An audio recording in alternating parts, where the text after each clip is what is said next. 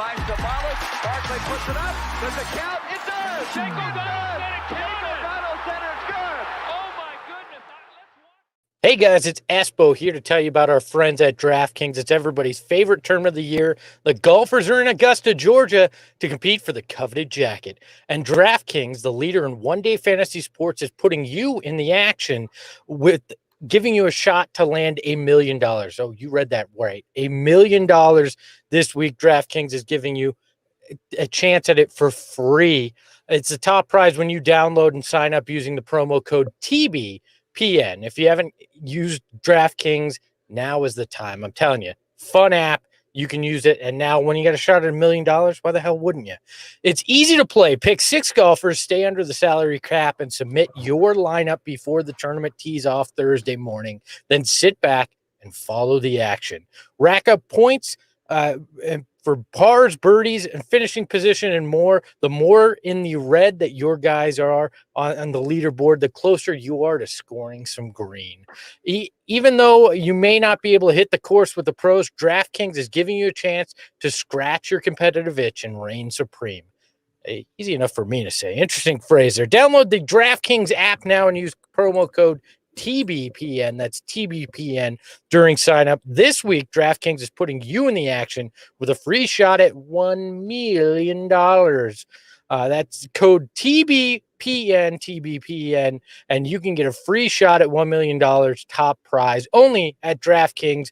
Minimum $5 deposit required. Eligibility restrictions apply. See DraftKings.com for details. Hi everyone, Team Kitra from NBA Jam and NFL Blitz. Tonight's matchup on the solar panel. Espo versus the Silver Fox versus Carmel Thunder. Ahoy, ahoy! Hello and welcome everybody to another edition of the Solar Panel, whether you're listening to us wherever you get podcasts or watching us live on YouTube, Facebook, or Twitter. We are very happy to have you, the Flaming Ballers, with us. I'm your host, Greg Esposito. Ahoy, hoy. Joining me, as always, the Silver Fox, Dave King. Dave, how are you? Pretty good. Pretty good. How's everyone else doing today? Good. You and I look like we're ready to storm a building or something, dressed in what appears all black today. Jeez. Yeah. Well, I don't know why we're dressed just like Saturday this. morning, dressed up. That's right. Yeah. Saul's the one dressed properly with the Suns gear. And as always, joining me, the man, the myth, the legend, the Carmel Thunder from down under, Saul Bookman. Saul, how are you? I'm way far worse now that you read a 45-minute intro for DraftKings. Do not rip on the new sponsor, DraftKings, all right? No, hey, DraftKings, we appreciate everything that you're going to give us. I don't even know what the hell that is, but that's cool. I was sitting here, I was like, oh, wow, this is long. Yeah.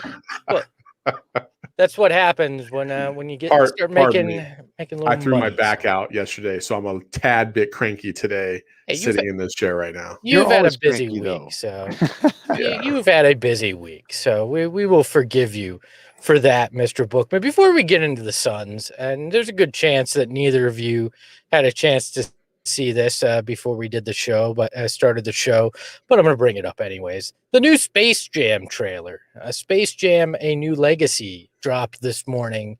And on this program, I have stated my pure and utter hatred of the first movie. Just total trash. All right. That's my stance. If you don't like it, the original Space Jam. Yeah, it's garbage. The original Space Jam. But it had Looney Tunes. Doesn't matter. And you can at me if you don't like that take, because quite frankly, I don't give a crap. Wascally Espo. But I'm going to tell you this. Restrictions apply. Yes. I'm just going to tell you this, right? I think LeBron James is going to become the greatest of all time, the GOAT, single-handedly by making a Space Jam that looks interesting. The new trailer actually looks interesting, and the man looks like he can act. So, Michael Jordan, you can suck it. I think LeBron James is now the greatest of all time. And now that I've gone on that ring. Yeah, let's just go ahead and start this show all over, because that is unacceptable banter from Espo this morning. I will not have any Michael Jordan slander on this show ever, unless we're going to talk about the 93 finals. Okay, we can bring him back. Hi, Espo. This show is always allowed to have Michael Jordan slander because it's a Phoenix Suns show, so that's allowable. And I didn't say basketball. You're not going to do it at the expense of Laker love. Hey, I'm sorry. LeBron isn't a Laker. LeBron is a mercenary. Let's be honest. Laker right now, and we might have to face him in the playoffs. And how bad are you going to feel if that goes the wrong way? Look, and it's all on you, Espo. It's all on you. Right now, I'm recording this. It's all on you. LeBron is a better actor than Michael Jordan, and I can say that from seeing that trailer. That is where I am. I'm going, and I'm going to stick with it. And you can suck it, Saul. That's all I'm going to say this morning. All right, you can stick it where the sun don't shine. Yeah, all right. Look, even I'm salty after reading a. After reading just reading. Yeah, after reading. I don't read. That's the way the world is these days. But by the way, thank you to our new friends over at the Basketball Podcast Network for setting up the ads with DraftKings. We appreciate you guys. Let's get into some Suns talk, as there was a lot going on this week. As always, it seems like, but we were so used to March and April just being, hey, when's the season going to end? And what does Tankathon say our draft lottery odds are at? And it ain't that anymore. There's some interesting and exciting things going on out there. And the first one this week, one Stephen A. Smith had a take that I think we'll all find interesting. Let's take a listen to that. That only a handful of teams in the NBA have. A bona fide, certified superstar in the NBA. The kid is the real deal. An offensive force, a player who can take over a game by his damn self. 45 points last night, averaging over 25 a game on the season. And like DeAndre Ayton, still got his best basketball ahead of him, not behind him. This whole Suns team still has their best basketball ahead of them. And anyone still ignoring them, you're missing a damn good show. These brothers can ball. They're fun to watch. They defend. They're exceptionally well coached. They have leadership. And they have a star. Look out for Phoenix, y'all. Look out for Phoenix, y'all. I'm just going to tell you that Devin Booker. Calm down. First off, just was it weird that when the music stopped, I thought his take was over the first time I saw this, and then he goes another minute before he finishes up, like he scripted it almost one like way. Almost like reading a DraftKings ad. Hey, so Dave, what were your takes on one Stephen A. Smith there? My first take is that you did an excellent job for a first time ever reading a DraftKings ad, and for when I have to take my turn, it's going to be a lot worse. So that's my first take. My second take is that Stephen A. This is the same dude who, and I'm sure you guys are going to bring this up in a second, is the same dude who wanted Devin Booker traded for Kyle Kuzma a few months ago. He just grasps at headlines and takes his hot takes for the day. It is nice to know that someone's finally doing a hot take on the Suns being better than everybody expects.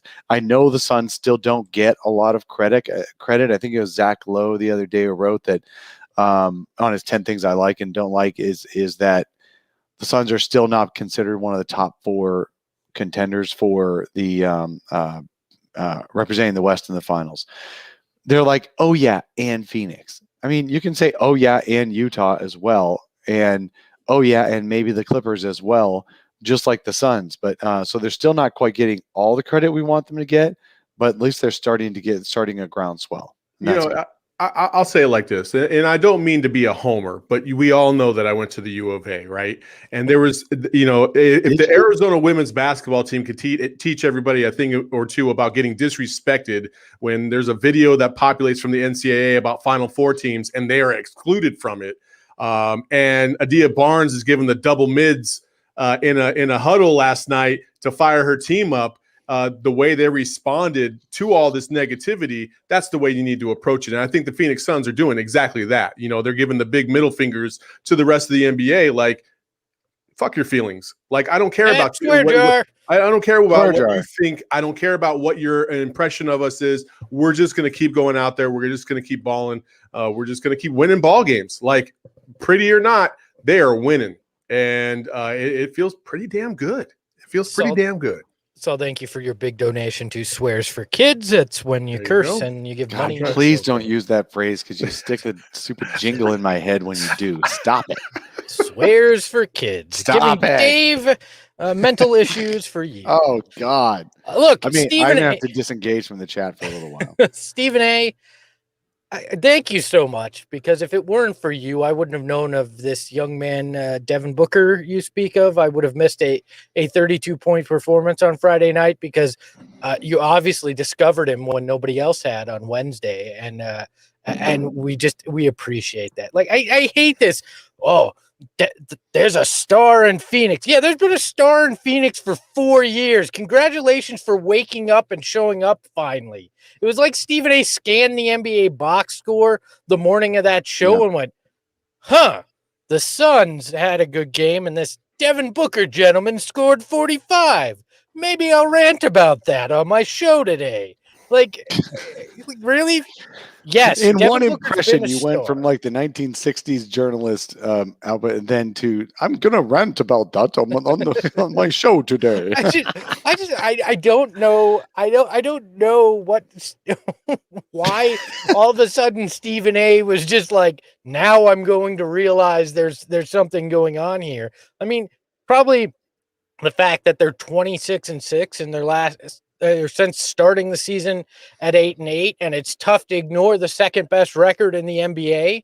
And I get it. After you've been irrelevant for a decade, yeah, the national people aren't going to pay a lot of attention to you. I mean, we talked about Bomani Jones getting in arguments with Suns fans about how Devin Booker isn't really an all-star and all this stuff that Bomani was grandstanding about. I think it's right now, it's easy to have hot takes about the Phoenix Suns because they're surprisingly on the national stage. I mean, the jump, which, that ripped on the Suns for the last 5 years, was praising them this week, had DeAndre Ayton on, those kind of things. So the national storyline is officially That was the best interview that's done, by the way. That all comes with success, though. Like, yeah, I understand we're gonna bash all these, mainly ESPN for doing what they do. But I mean, if you were, any other team like the Magic, right? For like a decade, almost just as long as us, as long as they lost Dwight Howard, they were one of the worst teams in basketball too, and they didn't get any love. And then they finally made the playoffs last year, and they got a little bit of love here and there, but that was about it. Mainly Aaron Gordon and stuff. But like, it's if you suck, you're not going to get recognition. You're not going to get praise. Even your star players being the best best player on the worst team in the NBA is not going to get you any love. It just isn't. Like, I agree. We all have to accept that and then move on. It shouldn't either. But right now we're the people who found that fun little hole in the wall restaurant years ago, and we love to go there on Friday nights. And then Diners and Dives came through and screwed it all up for everybody. Exactly. Guy Fieri shows up, slaps his graffiti painted mug on the wall, and all of a sudden everybody knows about the place. In that analogy, except when we discovered it, the food was crap too.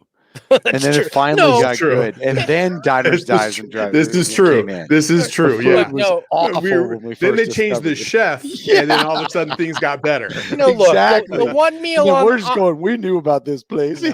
No, they had one meal on the menu, the Devin Booker, that we all enjoyed. And then the rest was crap. Now they've just surrounded the Devin Booker with other meals that we enjoy to partake in, right? That's part of it. But yeah, I mean, I think it was more Stephen A's surprise. It felt like he was surprised that there was a star in Phoenix. Like he was saying, first he heard of it, and he's the first one who ever discovered it. Yeah, he's Columbus stepping on the Americas and going, I discovered this land despite all these people already here. He's the one who landed on the secluded beach on the highly populated island. Yes, because I have discovered this place. Welcome. We've been here for a while. We know we've been stranded by ourselves. It's nice to have the rest of you here now, is the point that I was trying to get to. So I expect we'll get a lot of this over the next few months where it's just people that are like, oh, Devin Booker. Yes, we've been pounding the table forever about this. Well, you were saying he was a looter and a riot, but now he's actually doing exactly what he was doing before, and you're recognizing it. So Did you welcome. just try to We're Cypress glad Hill to this conversation? Is that what that was? What was that? A looter in a riot? I don't remember who said that. Somebody Cypress called Hill. him that. Cypress Hill. Well, I understand the lyric reference. Oh I no, don't the, remember the original looter and a riot. No, he was referring to someone called Devin Booker that. And we're trying one to of the remember national who that guys. was. But, yeah, one of the national guys said when he was scoring all and those now points, and they were Suns and Suns fans and Suns Twitter and Suns YouTube and what all these other platforms are, we'll never forget. We will never forget somebody called him a looter and a riot. Yeah, well, and Charles, the nacho cheese is hot now, and just so you remember too. What I thought was really cool, I'll give you a little insight. After the game the other night, when Booker did score scored 45 points, 20 in each of the halves, somebody asked him after the game, how does it feel scoring 45 points for the second best team in the league versus, earlier in your career? Does it feel any different? And, that was an obvious, softball lob, but, Booker just kind of usually brushes those things off, but he just kind of sat there for a second. He goes, yeah, it does. It feels a lot different doing it for a great team. And, is that the voice that you use to get your fiance? Yeah. It does. Yeah. Oh yeah, the Booker voice, is that what you're saying? I use the Booker voice. Well, she loves the Suns too, so I hope it's not the Booker voice that gets her.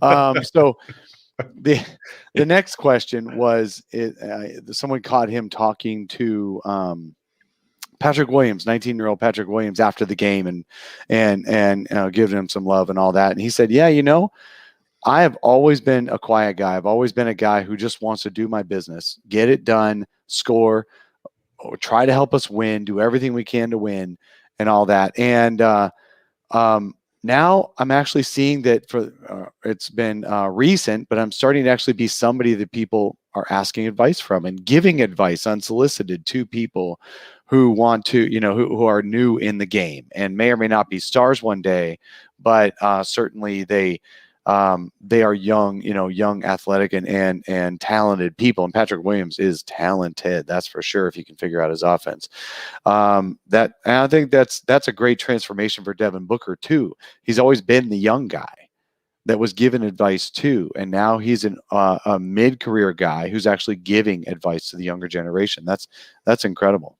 Yeah. Well, and you could tell that the impact of guys like Kobe and Dwayne Wade and those who pulled him aside early in his career actually left a mark on him, and why he's going to do that with guys like Patrick Williams. He understands between the lines. It's I'm going to take you to school in a different way, which he did with Patrick Williams, and then I'm going to teach you a little bit after we're off the court as well. Love that about Devin Booker, and it's probably why he's getting some MVP attention finally. The NBA and NBA.com put out their MVP ladder this week, and Devin Booker's finally climbed a few rungs. He is number 10 out of their top 10 in MVP candidacy. First time we've seen a Sun actually on that list, and I think it's interesting. I mean, you look at it, Jokic is 1, Damian Lillard's 2 there, James Harden is 3, Giannis 4 there, and Luka is 5. I still don't get that. His team I don't sucks, understand why Luka Doncic is in the conversation for any of this at all. At all. Zero. Because his team is barely making the play-in. Dude, it doesn't. At this point. Like Devin Booker's team almost made the playoffs last year. Like, it's pretty much the same thing, because they would have finished in the 9th spot, and if they had the play-in, they would have made it. You know what I mean? Yeah, So it's just it's just trash. It's absolute trash. It's overhyped BS that everybody wants to put on Luka since day freaking one. I understand he was great his first year. He's been great his whole career. Like, let's be real. Like, he's been a very, very, very good player. But MVP, get the out of here, man. I don't want to hear that shit. Sorry. Yeah. Another Wow. Swears for kids. Oh God. So I bookman. muted myself before I actually did it. I don't know why I did. I should have just went ahead and said the F word. Why not? Saul Bookman, we heard funding it. children in I don't know what need you're saying. You muted yourself for. since No, 2021. I said the F, but I didn't say it. And then I said Gotcha. the SHA. Yeah. You know, we Okay. can spell. There we go. So let's look though. Again, if Luka's 5, Devin Booker should be in the top 4 then in this, I think. But that's just not the way this game is played. There was a narrative that was cast in stone before the season. I mean, even in commercials for I think it was ESPN talking about how Luka was chasing an MVP. So when that narrative is pushed on you so much, I think that's why it happens. Devin Booker's sneaking in to the discussion now. Now, do I think he'll supplant guys? I don't know. Dame Lillard's number 2 on the list. I think you could make an argument that Devin Booker and Dame, depending on where they finish in the standings, that Devin should be closer there. But Giannis is doing Giannis things. Nikola Jokic, let's be honest, Denver would be totally and utterly lost without Nikola Jokic. So I understand that. You know, LeBron is ahead of him. LeBron's LeBron. With the injury, I expect him to start to slide back. But you know, I'm glad to see Devin Booker getting some attention in the MVP conversation. You know, I what's think sad is he's still behind Kyrie Irving on that very list, and Kyrie Irving is the 3rd best player on his team. Well, Kyrie Irving's also missed like 2/3 of their games. That's my bigger beef. Like, right, Kyrie he just Irving, takes a week off, just random. yeah, just at random. Like, he'll be gone for a week. He's completely unreliable. Whether it's warranted or not, like, it's unreliable. Like, if he has to get away because he's just he's mentally consumed and he's having some issues, like, cool, that's fine. But he's still missing games that he does have the physical ability to play. So it's like, all right, well, you can't take somebody like that and say, okay, well, when he does play, he's the MVP, because it just doesn't work like that. Because there's other dudes that are putting in work day in and day out and coming through for their teams every single game, like Devin Booker. James Harden hasn't missed a game since he's been with the Nets. You know what I mean? Like, James Harden is the MVP, in my opinion, like, of the league right now, because he's been better than anybody's best this year so far. He's just been awesome. He could be the first MVP ever to start a season with a different team. Yeah, but can you really name a guy MVP who forced his way off of a team? I don't care about that. I don't care about that. I don't care about that because no, MVP is the best player, period. Like, he's been the best player in the league this year. It's not even debatable. And if the Nets get the first seed in the East, I don't give 2 craps about somebody saying, I don't want to play for this crappy organization. I want to go somewhere else. We've seen it here before. And maybe you're scorned by that, Espo, and you don't like that when people force their way out of, cities where, you bought into them. But hey, that's the breaks. If you don't want people to leave your organization, stop being a crappy organization and they won't leave. And the Suns have proven that now. They're a great organization now, or they're building up to that. James Jones has helped that turn that around. Monty Williams has helped turn that around. Now it's a destination. Chris Paul wants to come. Other players want to come. So I don't care that he wants to go to the Nets, and I think he's the MVP. Look, I get that, but to me, most valuable player includes your leadership and how do you lead. And what he pulled in Houston, at least this year, isn't a leadership quality. That's why he wouldn't get my MVP vote, because was he a leader? Was he a leader for the 8 years prior, or the 5 years prior? You could debate that. I think that some of the stories you heard, you could debate. It's regular season MVP. It's not playoffs MVP. Yeah. Look. I'm just this year. If you pout and whine and threaten to not play and yada yada yada to get your way out of Houston, you're not the most valuable player in the league. Sorry. I'm not. I wouldn't vote. Well, since Houston, but they don't give me a vote. 20 in a row at different, or maybe it was 23. I don't know. It was a lot of games in a row, and the Nets are now the best team in the East. That says maybe it was Harden. To your point, Saul, if we're just counting basketball, just simply what's done on the court and you ignore everything else, yes, James Harden's season is the best of anybody right now. I'm not going to disagree. If you're going with you on that leadership standpoint thing, then that's the argument that Damian Lillard should be a top 5 MVP candidate every single season. I agree, and I think it's I think it's an argument why Devin Booker should be higher. But people don't even look at it like that. You know, they just look at. Unfortunately, they don't look at the whole picture, right? But some guys do. Some guys look at it in the negative context only, and they don't look at the positive.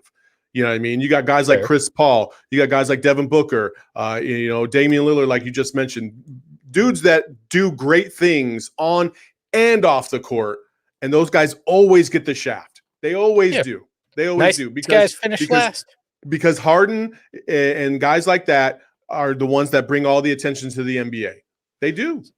Yeah. Well, so Fabio in the chat, get the Flaming Ballers involved here, says the real question is who is the MVP of the solar panel? We'll let you guys decide. I mean, it's not even close. I'm the Kyrie of me. I know. This show completely turned around once I got here, so it's not even close. Unfortunately, that direction was downwards. So you're arguing. So you're arguing the Harden thing. So yeah. So you're basically James Harden of our team, Saul, and that.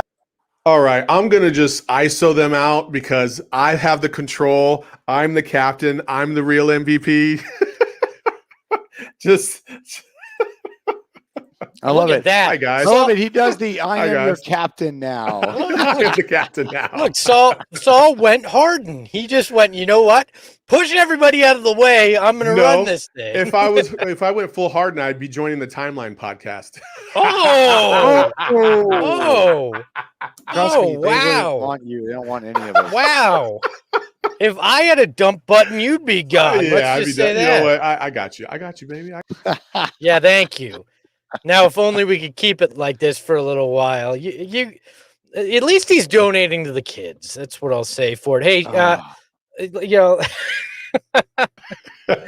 Swears for kids. Hello in the chat says Espo's DMing people on Twitter he hates. I'm not KDing it. I'm not KDing it. Yeah, you're the KD of the team.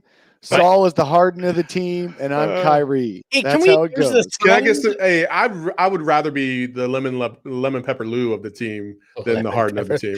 Saul's heading to the strip club traded to the lemon pepper capital because I love me some wings, baby. Is he ever going to leave the strip club for the team? That's the question. Saul is going to Magic City after this for the wings. All right. So let's hop into a rough transition, but we're going to look at our smooth baller of the week here because it ties right into our discussion. Our friends over at Manscaped got Bush. Not if you have Manscaped. That's right. You can trim the boys with these clippers, not the Los Angeles kind, the Manscaped kind. They will take care of you. You can use the promo code Flaming Ballers at manscaped.com. Save 20% and get free shipping. That's right, Manscaped. They'll take care of your boys. No reverse Cam Johnson going on there. Again, promo code Flaming Ballers for 20% off. Can we put the graphic back up so I can actually mention why Devin Booker is our smooth baller of the week? So we'll play the music again. Devin Booker, 4 games this week after the God Bush graphic goes away. 33.2 points per game, 3.8 rebounds, 3.8 assists, and shot 52%. That's why you're the smooth baller of the week, Devin. Brought to you by Manscaped. Again, use code Flaming Ballers at manscaped.com for 20% off and free shipping. I've been asked to cut down on the ball jokes and make this read a lot shorter, so I'll just say this. If you want your boys to look like you've got 2 Adam Silvers upside down in your pants, go get Manscaped. Get trimmed. That's not the way to sell this there, buddy. Wow. Oh my gosh. Look, man, if you want your hair to be as short as this segment should have been, go ahead and use Manscaped, please. Get your long ones short there. Look, man, if you're going to live in the 21st century, you got to be doing this kind of thing. And then these Manscaped products are excellent. They are. They sent us our own, and we appreciate it. If you want your nether regions to the hair down there to be as short as Muggsy Bogues, get Manscaped. Use the code Flaming Ballers, 20% off on shipping too. Also, I'm opening the prize closet as always. You know what? It's not a euphemism. It's just me. You almost have to buy the product just to put in the promo code Flaming Ballers and know that you're one of us. You just have to. You do. And I'm opening the prize closet, signed merchandise, other things that I've accumulated over the years. Message us a photo of your seat or some other proof of purchase, you can email us also at mailbag@solarpanelpod.com, and you will be entered to win. So Devin Booker, not only discovered by Stephen A. Smith this week, not only included in the MVP ladder by NBA.com, but also associated with us making ball jokes. So thank you, Devin Booker. Congratulations. You are the smooth baller of the week. Hey, also shout out. Oh, Go ahead. Go ahead. No, go ahead. Say, also, shout out to my friends at the PHX fan app. They gave me this awesome Super Dario Baller shirt that I wanted to give a shout out to them for it. I love their app. It's fun to argue back and forth with Suns fans in a non-public form, so I can say dumber things than I say on Twitter. So. I was going to say, in regards to Devin Booker, I think the one thing that I love about Devin's game right now is that he is making it look easy. When he pulls up for those mid-range jumpers, I'm more shocked that he misses if he does than when he makes it. Like, I feel like those are more automatic. And when these guys have, when you think of like the Kobe's and the Jordans, and guys like that who they get into those zones or those rhythms, and that there's just spots on the court where there's nothing you can do. You're at their will. Devin's showing that more and more every single game, and it's really fun to watch. It is. I mean, we joke that, he's been this guy forever, but there has been an evolution with him, and you just see it, right? Especially in runs like the last week. To your point, you look at it and you're like, okay, I'm shocked if he ever misses. You're totally right. I believe my man Dave has got a stat about that. Yeah. Wait, whoa. What? Whoa. What happened? It's not What's on wrong? that topic. I was just saying. Oh, well, then you can't hit me up in the topic. chat when we're talking about Devin Booker. Talking about I got a stat when you want it, baby. Sorry, bud. Whoa. What's going on in this chat? That Dave's telling you he'll stat you whenever he wants, all You're right? in the same chat, Espo.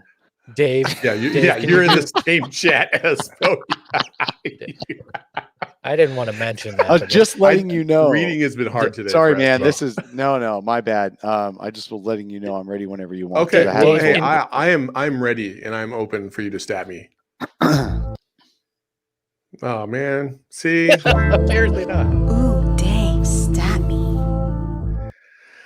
Man, All right, well, we I'd love gotta to get have the a- timing down on that stat. I'd love me to have stuff. Yeah, that's all right. I'd love to have a stat ready for Devin Booker because he's so statable. But my stat is actually on. I felt like it was the Spider-Man meme where you got the two looking at each other pointing on Friday night, the Suns game against the Thunder. Because Like you two right now with your guerrilla warfare suits on. Exactly. Gotcha. The Suns blowing out the Thunder. The Thunder had actually started what I'm almost positive is the youngest starting lineup in the history of the NBA. They had two 19-year-olds in the lineup and all that, and it just made me think of 3-4 years ago when the Suns had the youngest starting lineup in the history of the NBA. In 2017, March 23rd, they started 5 guys who averaged just over 21 years old, and that was actually younger lineup than any of the Final Four college teams that year. The Suns lost by 30 to the Nets that night. The Thunder lost by 37. Yeah, I names. Do. Let me guess. Let me see if I remember. Go. Devin Booker. Yep. Tyler Ulis. Yep. Derrick Jones Jr. Marquise Chris and Dragan Bender. No, actually, if they had been able to start Bender, they would have been younger by even another half a year. But they had to start Alex Len that night because Bender was out injured. And so Len brought up their average to 21 years and 14 days. So Len was 24 at the time. But so the Thunder actually fielded the youngest lineup ever to win a game 3 weeks ago when Teo Maledon, who had started Friday night, was out of the lineup, and Lou Dort was in, who was 21 years old. So they actually won a game. They beat the Houston Rockets. Everybody beat the Houston Rockets. But they beat the Houston Rockets a couple weeks ago. Now, Friday night was even younger because they had Maledon in for Lou Dort, so they dropped their average well below the Suns. That is crazy. And I was looking at that. Nobody drafted in the first round in that lineup either. That's another difference with the Suns. Oh wow! The Suns were young and bad with a bunch of first round lottery picks. these were guys that either weren't drafted or were taken in the second round. So, pump the brakes on how excited you are when you kick their teeth in because they weren't that good of a team. By the way, Mr. Black Pony in the chat, a Flaming Baller, says premature statulation is what we had at the beginning of the segment. Dave was not ready for where we were going, but no, that's an unbelievable stat. I just want to say, okay, we can't bash them for barely beating bad teams and then bash them again for beating the brakes off of bad teams. I'm not bashing them. They did exactly what you should do. Pump the brakes because they should have won this game. Yeah, they should have won this game, and they did it handily the way we all wanted them to.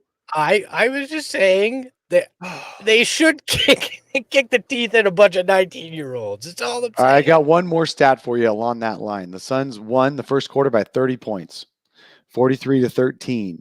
That's the biggest margin of any quarter in Suns franchise history in 53 years. Yeah, which is crazy. And I think actually brings me into my next question for you guys looking at this. Since they started 8-8, when they were at 500 and we were all freaking out, if we remember that correctly, they are now 26-6 in the last 32 games. How good of a run is this in your minds in Suns history? Is this one of the best stretches we've ever seen this franchise play? So let's start with you. Yeah, I absolutely think so. There's two things at play for me here, okay? Like, I love the fact that the Suns are winning, okay? I don't know. Maybe I'm wrong, and I might just be starting a firestorm here, but it feels very matter of fact when I'm watching the Suns play. Like, they're going through the motions, they're executing to a high level, and it almost is very kind of Tim Duncan Spurs like. You know what I mean? Like, there's not a lot of excitement, like there's not like, crazy passes or, ooh, ah moments. So I would say that this is one of the best stretches in Suns history, but not one of the most exciting because, I remember those Suns, the 7 seconds or less team, especially like the one run that the Suns were in. I believe they won like 15 of like 16 or something like that at one point. And I think the one game that just took me away was when they were playing Jason Kidd in the Nets in New Jersey, and Steve hits the 3-pointer kind of at the buzzer. And it was like, those are the types of games that like got you up off of your couch, like, and cheering. And we haven't really had too many of those moments this year. They've all been kind of like, oh, okay, cool. Yeah. Awesome. Yeah. Great play, but nothing to really get too crazy excited about, if that makes sense. They're all basically Chris Paul. I mean, Chris Paul doesn't get too excited about anything. And he even said after one of the games that he could never quit basketball because it's just the thrills and the ups and downs, but you never see it on his face, and you never see it on Devin Booker's face. So I also think the lack of fans hurts a little bit in this regard. The lack of fans hurts a little bit, and as the things progress, it's possible we'll get more fans in the stadium as the year goes by. I do feel extremely sad for Suns fans not being able to really enjoy this run as much as the last time the Suns had a full stadium. They were in 10th, 11th, 12th place in the conference. So I've got a lot of feelings for that, and I went to the game the other night and I was really pumped. Even though there was only 3,000 fans in the stands, it still felt like there were fans there, and it was nice. It was nice to experience that. But back to your comment on the Spurs, they do feel like a machine like that. They feel like an unemotional machine. Chris Paul, deadpan. Devin Booker, deadpan, unless they're arguing calls to the ref. Those guys, but basically every good play they have, all they do is they run down the court to make the next play. Yeah. That's it. And DeAndre Ayton is pretty deadpan as well, unless he's on the sidelines cheering on his teammates when he's up and running around doing that. And so I really feel like it. And it's no shock because Monty is a disciple of Greg Popovich. He's pretty deadpan out there. Yeah. I mean, anytime you compliment Monty, he goes and he self-deprecates constantly in post-game discussions. And so that's just the personality of the team. And you know what? The Spurs won 4 championships in 15 years doing that. I'll take it. Yeah. This is a very, the term's blue collar, but I'll call it a purple collar group where they just kind of bring the lunch pail, get things Bloody done. blue. Where 7 seconds or less was Hollywood, right? It was fancy, it was flashy, this is what everybody wants to watch, and that's just not what this Suns team is. And you're right, Saul. It almost feels like we just expect it, right? We just watch it and we go, okay, well, this will be another win. They're doing what they'll do, and I think that's why 26-6 just doesn't feel like it jumps off the page like a run like this may have for other Suns teams. But I definitely think this is one of the most consistent runs in Suns history, probably one of the best, but not one of the most memorable, like you said. No, I don't think anybody's going to look back and go, man, do you remember that 26-6 run that this Suns team went on? They're just going to go, do you remember how consistent that team was, how they took care of business? I think that's how it's going to be looked back it depends on. You're right. No one's going to remember that. It depends on how the playoffs go, because I would never ever utter those words if they got bounced in the first round. You know what I mean? Like, oh yeah, they were so consistent they got bounced in the first round is how I would end that sentence. I think you would say they were a typical Chris Paul team that won a lot in the regular season and didn't succeed in the playoffs. I think it would be the way you'd frame it then, but I don't think it'll change. At no point, no matter how the playoffs go, nobody's going to look at this and go, well, man, I really remember the run they went on. The Suns already tried the Hollywood style, and that didn't make it all the way through either. So let's just try a different style. I agree. I mean, so you're right about that. Is this one of the best Suns stretches ever? They remember when they went 28-7 in the second half of that 9-10 season, and that propelled them into the, going all the way to the conference finals.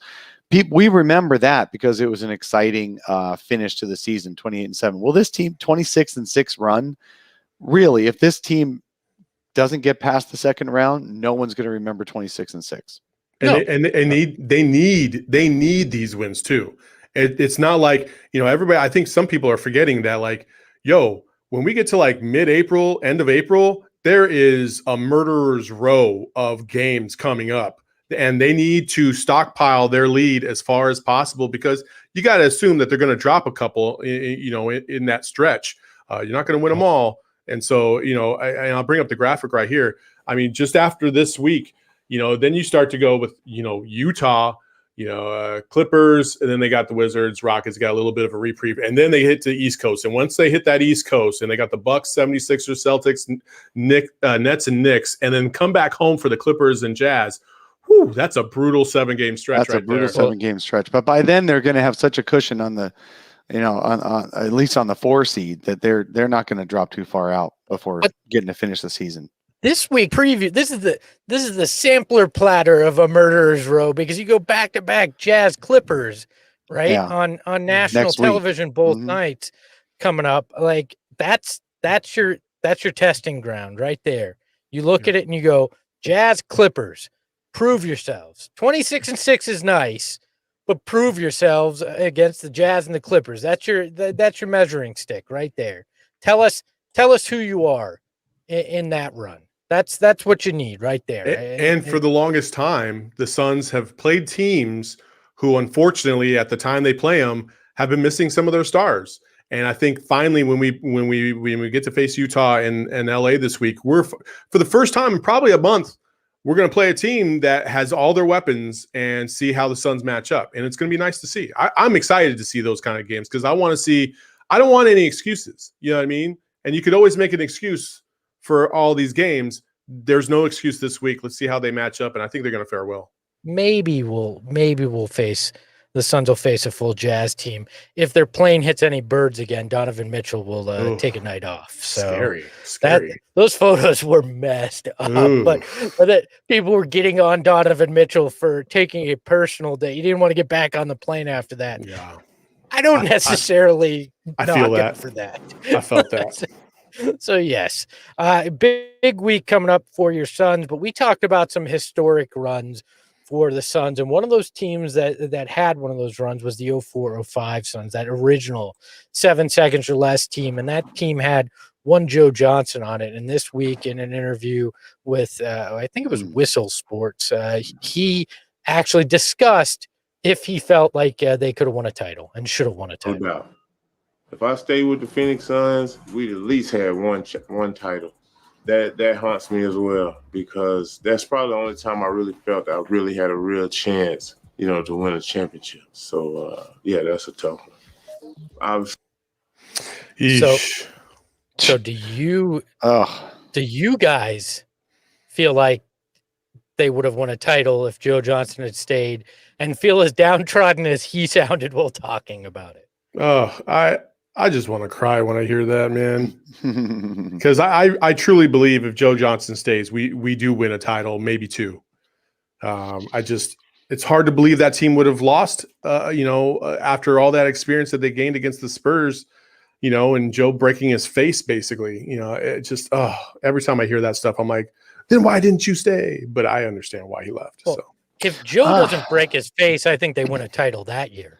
I don't even think we're talking why do we always talk about it like that? Joe didn't actually go out and physically break his face because he wanted to. No, his I don't face think got it's broken his by fault. somebody. No, I know, but the way we always say injuries, oh, he busted his knee. Oh, he did this. He did no. Somebody busted it for him. So that's all. It's one of those general comments.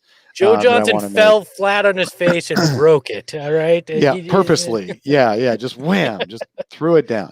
No, I get it. We all, I don't know. Have we ever talked about this topic before? I'm not sure if we have. But Joe Johnson wanted 5 years, $50 million. The year before the Suns got good, they were coming off a 29-win season. Robert Sarver, who had just spent all the money on Steve Nash and Quentin Richardson, said, "No, let's top at 45, which is 9 a year instead of 10 a year." And Joe Johnson took that personally and never wanted to sign with the Suns after that, no matter how good the rest of the season went. So does he regret it a little bit? Yeah. Same way Mike D'Antoni regrets walking out in a huff at the end of the 07-08 season. 2 weeks later, he said, "I probably overreacted," after he'd already taken the Knicks job. There's things like that happen. And I've always been, you've got to play the games. We don't know that they would have won a championship. Is he really that much better than Diaw was for this team when Amari went down in 06, 05, 06? Yeah, Diaw was pretty damn good. He wasn't Joe Johnson good. Joe Johnson got better after leaving the Suns. The biggest would he have part been of that, an all-star? Probably, but do we know? No, I don't know. Look, the biggest what if about that whole trade with Joe Johnson. Look, Sarver should have given him the money. Joe should have reconsidered at the time about his stance on the money. They should have met in the middle, right? They should have just found the middle. Yeah, but think about this though too. Okay, like think about the environment that they were in. The overall mood of the team, and we have to take into consideration the youth of Sarver at the time as an owner in this league. And sometimes people come in and they think they have all the right answers, and sometimes they don't. And I think Sarver's learned from that a great deal in the last decade, because you don't get these opportunities too often. And when you get those opportunities, you need to come through. I think if that situation happens today, we're not even talking about it. Joe Johnson gets signed and they keep going. But hey, the part of history that's being conveniently being forgotten is that Joe Johnson, coming off that 29-win season as a rookie, or was he second year? I can't remember, but he was actually one of the worst productive starters in the league. And sure, he was only 21 years old, but that summer was the one he was coming off a terrible prior season where he didn't look like a future star yet. Sure, in 04-05, he showed the future star. But when that contract was being negotiated, he kind of looked like just a Joe. An average Joe. Yeah. Hey, look, P-Dog 006 mentions it in the chat, but I was going to bring it up too. The part of that whole thing that people forget is the pick. Because there was a pick attached to Joe Johnson, right? And it was top 3 protected. And the Suns, coming off of, I think it was the that 05-06 season, were supposed to get basically the number 4 pick in the draft. That was where Atlanta was slotted, and they thought it'd be 4 or 5, basically. With Joe Johnson, by the way. Yeah, like they were going to get that pick coming off a Western Conference Finals run, getting Amari back. Like everything was supposed to come up roses, and Atlanta jumps to number 3. The Suns don't get that pick; it gets pushed off. It becomes a number 15 pick, I believe, and it becomes Robin Lopez. Yeah, like that changes the dynamic of everything too. This Suns team had had no luck. They just kept crapping out on that stuff. So that's frustrating as well. And I'm glad we opened old wounds. That's what we do here on the solar panel. Thanks a lot, Espo. We rip scabs off to make you feel better or worse, whatever the case. Does it make you feel better? Let me ask you guys. Does it make you feel better or worse that Joe Johnson regrets that decision that way, the way he said it? Makes me feel better because it means misery loves company, and he's miserable about it too. And I'm all right with that. So that's the only way to look at it. Like, Saul? It probably makes me feel worse. Saul does not subscribe to the if I'm going to feel bad about it, you damn well should feel bad about it too. All right, that's lessons I'm bestowing on my child as well. Let's move into the mailbag. We got some questions from fans that came in this week, and miscellaneous thoughts on Twitter says Saul loves Friends, Espo loves Batman, and Dave loves a good Luby's early dinner while reading his chat. What's your favorite Friends quote? Greg, what's your favorite Batman quote? And Dave, what's your favorite stat? Saul, what's your favorite Friends quote? It must be the pressure of entertaining. That's probably my favorite Friends quote. Which is good on this show. Yeah, you feel that every week. Batman, for me, it changes. Lately, for the last year, it's been any time I've had to go out and I put on the mask and I do the Bane. Nobody cared who I was until I put on the mask. Nobody cares. Bane. I've enjoyed that quote for the whole pandemic, so we'll go with that. Dave, what do you have a favorite stat? Is the nerd in you favorites. that I love them all equally. My favorite stat is that my favorite stat is the Suns are finally in strong position for a playoff spot. I'm not going to predict the playoffs because I don't want to jinx it, but they're in the strongest position for a playoff spot since I started truly covering the team. And multiple people have come up to me in the past week going, does it feel good to actually cover a good team? I'm like, yes, it does. That's my favorite stat. The Suns are finally in strong. I'm going to say this like this, man. If the Suns after this don't make the playoffs, oh my God, Phoenix. The Suns would almost have to lose out. Yeah, they would. I think they would have to lose out to miss out on the playoffs. Yeah. Oh my gosh.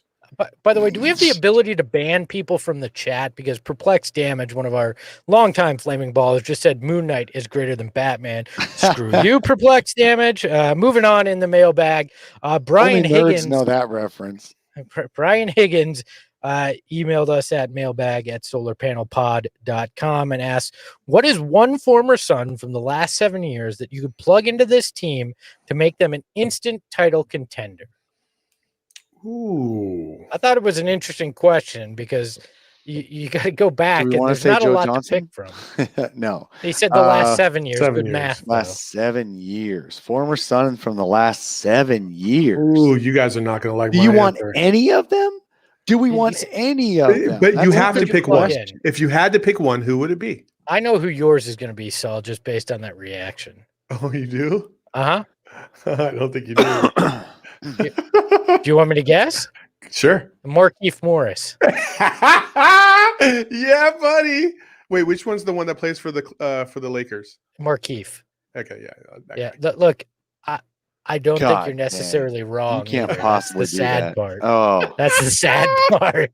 Oh man, because you need a banger and you need somebody that power can hit shots. Like if you took the name and the appearance off of who this person is, and you just put a silhouette and said, this guy does this, this, and this, everybody in the chat would be like, yeah, sign him up. Dude averages 5 points a game, man. You know what? Here's one for you. And if we're plucking him out of their prime in those, I think he makes it in the 7-year window here. Marcin Gortat. Imagine him as your backup center in the pick and roll with Chris Paul. I don't think he's in the window. I think he's just in. No, he's in the window. 7 years. Because he got traded in 14 when McDonough got here, so I think he's still in the window. So, but I think he'd be interesting as a backup on this team. I look, guys. You guys have completely missed the most obvious one. I can't believe you guys have completely missed. And it took me actually a couple of minutes of thinking because I had. Tell me about your Trevor Ariza or Josh Jackson love, please. No, Goran Dragic. Yeah, Oh, you're right. yeah, Jesus, but I guys. don't know. Goran Dragic, you bring him off the bench with Chris Paul and today's Goran Dragic. Heck, I'll take last year's Goran Dragic. Healthy Goran Dragic at any stage. That's the guy I want coming off the bench for the Suns as the backup point guard. What about Isaiah Thomas? That's a good point. Isaiah Thomas had a pretty good season when he got to the Celtics. Like you would take that year right now. He's available right now. The problem, no, he's not. He actually just got signed on a 10-day contract by the New Orleans Pelicans. Oh, not the Nets? In your face. But if you think about what he did to the locker room here, though, and you might reconsider that. One last one. Was he an upper decker? Is that what happened? Oh God. I'm not even going to go there. Sam Rowe from Indiana texted us and said, with the Suns almost guaranteed a spot in the playoffs. Oh, knock on wood, touch metal. Thank you. Who do you think our biggest threat is? Obviously, the Lakers, Clippers, and Nuggets. Notice how I didn't mention the Jazz. But if you could do more in depth on this team, who do you think is the team that scares you the most right now? The more the season goes on, the less I'm scared of the Lakers, and I don't know if that's a good thing. They don't scare me as much as they did at the beginning of the season because I don't know how serious these injuries are. And I don't know how far down the pole they're going to end up going. They might put themselves in a position where they have to play the Clippers and the Nuggets in back-to-back series, and that's going to take a lot out of them before they get to the Suns. So I would say that. But really the team that probably scares me the most is Denver, to be honest, because I just think Denver is just a matchup problem all the way through the board. And, I don't like the Nuggets. I look at Denver and I go, they're big. They're playing their best basketball. They're starting to find their form again. They have the playoff experience. Like that team, just if you could avoid them in any possible way, that's the team that scares me. Yes, the Lakers, of course, because of superstar power. But like, look, the Nuggets terrify me from a matchup standpoint. I think you're 100% right on that. And adding Aaron Gordon, I think makes it an even worse matchup for the Suns. It's not that necessarily the Nuggets have overall more talent than the Suns. I just think the matchups, you add JaVale McGee as well. It's just problematic for this team. Dave? Yeah, I'm with you guys. I think the Nuggets are currently the scariest, although they have their own flaws, but they don't play great defense, and Aaron Gordon isn't going to shore all that up. They just don't play great D, and so the Suns can score against him, and then it's just a matter of who makes the biggest shots at the end. And earlier this year, as long as you give Jamal Murray 4 steps, he can make the game winners, or he can make the game tires to force overtime. Nikola Jokic is just incredible at making crunch time shots or setting up teammates for crunch time shots. That's what scares me the most. The Lakers, though, are the ones who should scare us the most, just because Anthony Davis and LeBron James are top 5 players in the entire league, and they're the most likely to beat the Suns convincingly. I think Denver would beat the Suns in a series of, if they beat the Suns, it would be in a series of overtime-ish close games that they just happen to make more clutch shots in. So a more exciting series, I would love to see the Suns play the Nuggets. It would just be great. They might not win it. One team that people have mentioned in the chat but doesn't really scare me is Portland. I feel like the Suns match up oddly well against Portland. Yeah, they've always matched up oddly well with them. Yeah. I just that one doesn't scare me. So thank you to everybody. The Flaming Ballers took part in the mailbag. You can always hit us up, mailbag@solarpanelpod.com. You can tweet us, or if you head over to Twitter, you can find the text number. You can leave a voicemail or text us. We always appreciate hearing from you and having you as part of the show. And as always, you can take part and add your questions in the chat on YouTube live every Saturday at 8 a.m. But now it's time for everybody's favorite part of the program that took a week off. It's Espo's Big Board. And in honor of our friend Stephen A. Smith, I'm giving you 5 Suns I discovered and I think you should know about. You may not know about these guys. Number 5, this one you might actually not know about, Marko Milic. I just love him. Marco So look him up if you haven't seen him. I promise this gets better. But Marco, look him up if you don't know him. Amari Stodomier. I just discovered this guy last night on a deep dive in stats in YouTube, and he was. The Suns had a star in this Amari Stoudemire guy. Phoenix was. They had a star in Amari Stoudemire. You should check him out. Don't sleep on him. Phoenix is for real. When they had him 10 years ago, So Amari Stoudemire, Paul Westphal.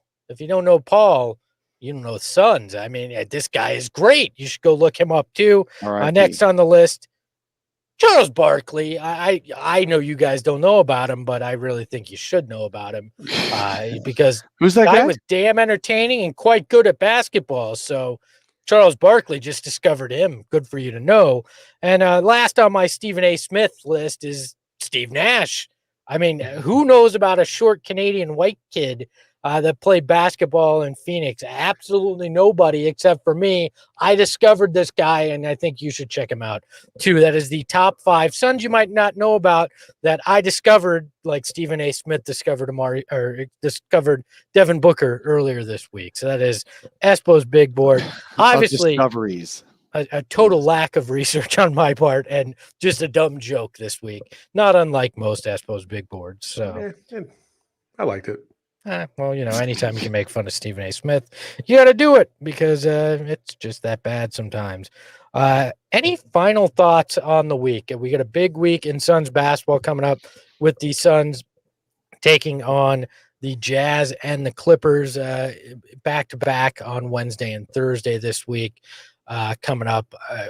I think we're going to know a lot more about this team come next Saturday, but are there other thoughts that you guys have that before we get out of here? Dave, Saul, let's start with you. All right, go ahead, Dave. Let's start with you. No, I want to wait for Saul. Okay. All right. Well, I would say that this is the calm before the storm. I feel like we have some very exciting and very impactful games coming up. And so this last, month has been kind of like, kind of nice to not stress too much about these games. But, man, I almost forgot what it felt like to watch a team play for something very, very important. And watching Arizona women's basketball this week, I was like, oh, shit. Yeah, this is I forgot what it feels like to sit on your couch and clench up for like 2.5 hours. And we're about to experience that as Suns fans here in the short future. So I can't wait. Yeah, I'm really looking forward to those matchups, too. I think the Suns are going to show up real well in those games. They're really good on back-to-backs this year, so that you don't have an issue of, they'll be tired on game 2. No, they're not.